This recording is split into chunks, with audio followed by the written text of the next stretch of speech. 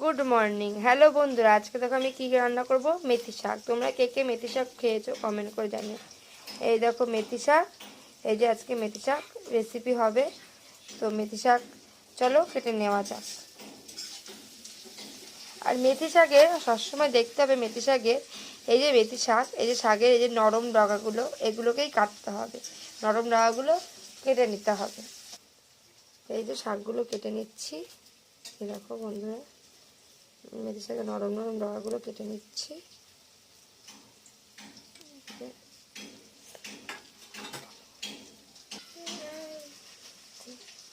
শাকগুলো সব কেটে নিয়েছি।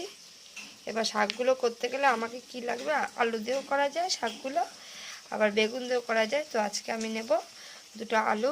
এই যে আলু, এই যে আজকে আলু দিয়ে মেথি শাক করবো। তো চলো আলুগুলো কেটে নেওয়া যাক।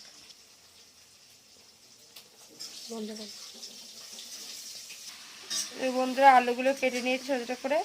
এবার আলুগুলো কি করব, জল দিয়ে ধুয়ে নেব। আলুগুলো জল দিয়ে ধুয়ে নিচ্ছি।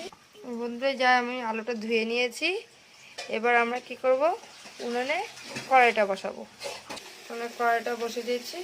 এবার কি করব, আমরা কড়াইতে তেল দেবো। দেখো বন্ধু, কড়াইতে তেল দিয়েছি, তেল গরম হয়ে গেছে। এবার এর মধ্যে কি দেবো, আলু। কিন্তু আলু দেওয়ার আগে তোমরা একটা জিনিস করবা, কি একটু কড়াইতে হলুদ দিয়ে নিবা। তাহলে কি হয় বলতো বন্ধুরা, তাহলে না তেলটা ছোটো না, দেওয়ার সঙ্গে তেলটাতে সেটা ছুটবে না। একটু সামান্য হলুদ দিয়ে নিলে কড়াইয়ের তেলটা উড়ে চলে যাবে। আলুগুলো দেওয়া হচ্ছে, আলুগুলো আগে ভেজে তুলে রাখবো।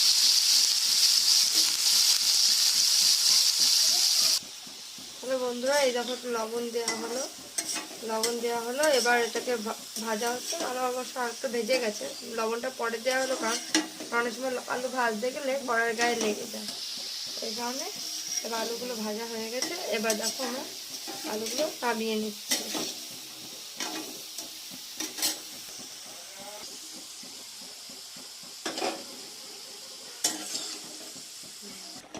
বন্ধু এই দেখো কড়াইতে কি দিয়েছে, শুকনো লঙ্কা ফোড়ন দেওয়া হলো। এবার দেওয়া হচ্ছে কালো জিরে,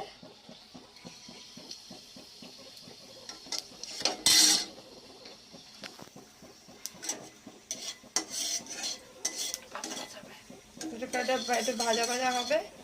এরপরে আমরা কি দেবো, এরপরে দেবো একটু আমরা পেঁয়াজ।